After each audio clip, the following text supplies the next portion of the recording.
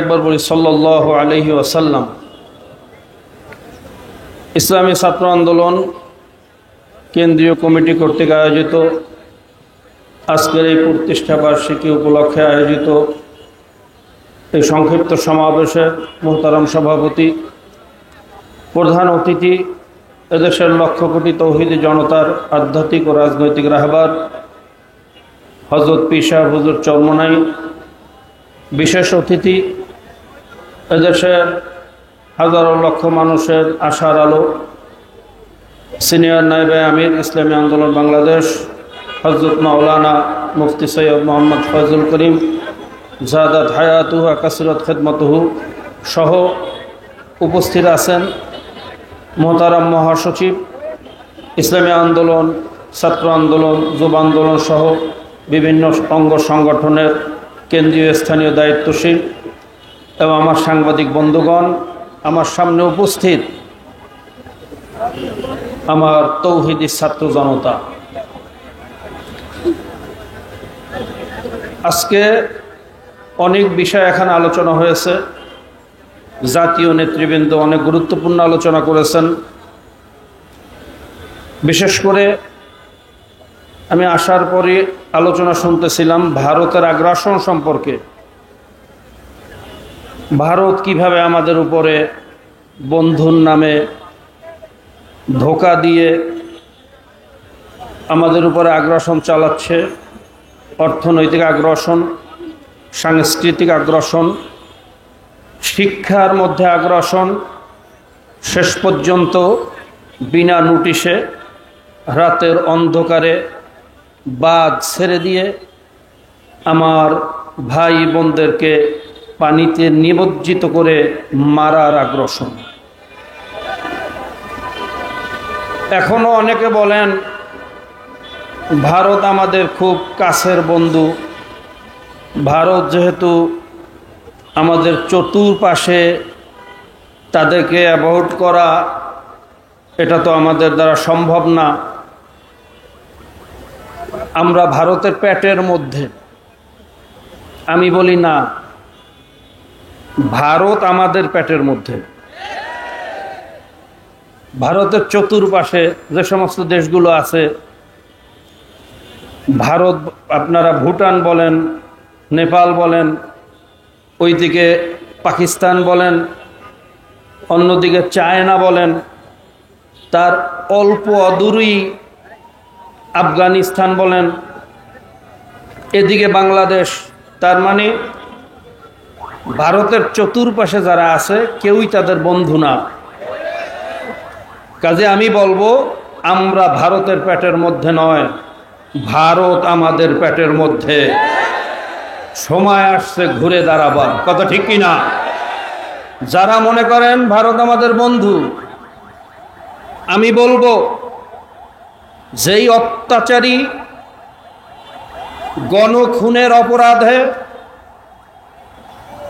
সারা পৃথিবীতে যাকে জায়গা দেওয়া হয় নাই, পৃথিবীর ইতিহাসে এত নিকৃষ্টতম স্বৈরাচার এই পৃথিবীতে দ্বিতীয় কেউ জন্ম হয়েছে বলে আমরা জানি না। আমরা চেঙ্গিস খা, হালাকু খার নাম শুনছি, মানুষের মাথা দিয়ে মিনার বানিয়েছে। অশোকার নাম শুনেছি, লক্ষ লক্ষ মানুষকে হত্যা করেছে। আমরা আবু জেহেল, নমরুদের নাম শুনেছি, আইয়ামে জাহিলিয়াতের ইতিহাস শুনেছি। কিন্তু রাতের বেলা হত্যা করে, দিনের বেলা তাদের ফ্যামিলিকে ডেকে এনে বুকে জড়িয়ে ধরে মায়া কান্নায় তাদেরকে ধোঁকা দেওয়ার মতো এরকম স্বৈরাচারে পৃথিবীতে দ্বিতীয় কেউ জন্ম হয়েছে বলে আমি জানি না।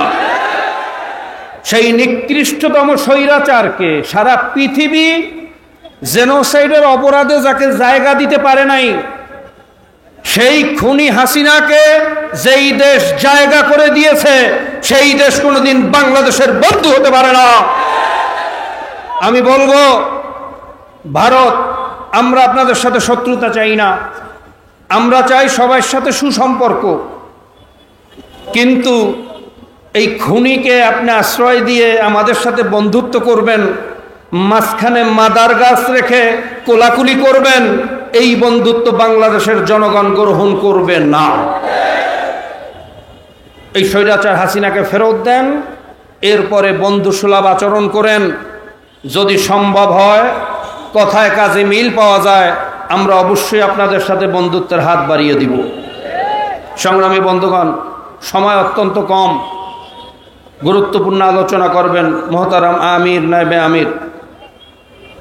দ্বিতীয় আরেকটা কথা বলেই শেষ করব। আজকে আমরা যে এই তৃতীয়বারের মতো স্বাধীনতা অর্জন করেছি, বৈষম্য বিরোধী ছাত্র আন্দোলনকে কেন্দ্র করে শেষ পর্যন্ত সরকার পতনের আন্দোলনে বাংলাদেশের সর্বস্তরের মানুষ সম্পৃক্ত হয়ে এই খুনি হাসিনাকে বাংলাদেশ থেকে পালাতে বাধ্য করেছিলাম।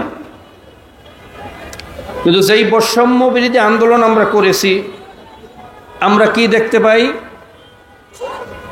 বর্তমান যে অন্তর্বর্তীকালীন সরকারের সদস্যরা রয়েছেন, উপদেষ্টারা রয়েছেন, তাদের অনেকের বক্তব্যের মধ্যেই আমি বৈষম্যহীনতা খুঁজে পাই না। বিশেষ করে আমি বলবো, 2-3 দিন আগে আমাদের শ্রদ্ধেয় আসিফ নজরুল সাহেব, ডক্টর আসিফ নজরুল আইন উপদেষ্টা, তিনি সাংবাদিকদের কাছে প্রশ্ন উত্তরে বলতেছিলেন যে বাংলাদেশে কোনো ধর্ম ব্যবসায়ী, কোনো মৌলবাদ, এদেরকে জায়গা দেওয়া হবে না, তাদেরকে প্রতিবাদ করা হবে।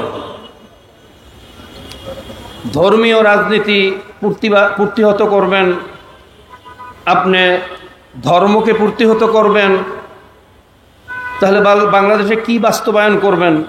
বাংলাদেশের তো 95% মুসলমান ধর্মপ্রাণ। আপনি ধর্মকে প্রতিহত করে কি রাজনীতি কায়েম করতে চান? সবাইকে নিয়ে বাংলাদেশটা কায়েম করতে চান, ধর্মীয় লোকজনদেরকে বাদ দিয়ে আপনি কায়েম করবেন, কি কায়েম করবেন? আমি স্যারকে অনুরোধ করব এই ব্যাখ্যাটা আমাদেরকে স্পষ্টভাবে দিবেন। আসিফ নজরুল সাহেব অত্যন্ত বড় শিক্ষিত মানুষ, বিভিন্ন ডক্টরেট ডিগ্রি অর্জন করেছেন। তিনি হয়তো অক্সফোর্ড ক্যামব্রিজেও পড়াশোনা করেছেন, ব্রিটিশেরও অনেক সার্টিফিকেট প্রাপ্ত হয়েছেন, অনেক কেতাবের এলেম অর্জন করেছেন। আমি বলবো, অনেক কেতাবের এলেম অর্জন করেছেন, অনেক কেতাব পড়েছেন, কিন্তু আপনি এখনো বোধের কেতাব পড়েন নাই। আপনার বোধের অভাব আছে। আপনি সব গর্তে হাত দিবেন না। সব গর্তে মাছ থাকে না, কোনো কোনো গর্তে সাপও থাকে। এই গর্তে হাত দিতে গিয়ে নমরুদ ফেরাউন টিকতে পারে নাই, শেষ পর্যন্ত শেখ হাসিনাও টিকতে পারে নাই। ইসলামের বিরুদ্ধে অবস্থান নিয়ে কোন শক্তি বাংলা জমিনে টিকতে পারবে না ইনশাআল্লাহ। বৈষম্য বিরোধী অবস্থান সৃষ্টি করবেন। সকল ধর্ম মত, সকল মানুষকে নিয়ে যখন আমরা ঐক্যবদ্ধভাবে দেশকে গড়ার জন্য আমরা এক প্ল্যাটফর্মে একসাথে এক হয়ে কাজ করব, তখনই হবে বৈষম্যহীন একটা দেশ, তখনই হবে একটা আদর্শিক দেশ। কাজে আমি বলবো, উপদেষ্টারা যারা রয়েছেন, আপনারা দেশ মেরামতের কাজে ব্যস্ত আছেন, আমরা আপনাদের সহযোগিতায় সবসময় সতর্ক আছি ইনশাআল্লাহ। যারা বর্তমানে দেশ গড়া অবস্থায় বিভিন্ন ফায়দা লোটার জন্য দখলদারি করতেছে, বিভিন্ন ধরনের বক্তব্য দিচ্ছে, আপনারা তাদের বক্তব্যে এবং ষড়যন্ত্রে বিব্রত হবেন না।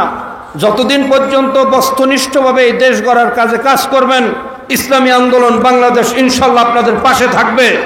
কিন্তু যখনই ইসলামের উপর আঘাত করবেন, এই দেশের 95% মুসলমানের সেন্টিমেন্টে আঘাত করবেন, এই মুসলমান কোনো অবস্থা চুপ থাকবে না। মনে রাখবেন, ইসলামের উপর হাত দিয়ে কেউ বাঁচতে পারে নাই, কেউ টিকতে পারে নাই, আপনারাও কিন্তু টিকতে পারবেন না। কাজে আমি সকলকে অনুরোধ করব, দল মত ধর্ম বর্ণ নির্বিশেষে, হিন্দু হোক, মুসলিম হোক, খ্রিস্টান হোক, যে জাতির হোক, ধর্ম যার যার, দেশটা আমাদের সবার।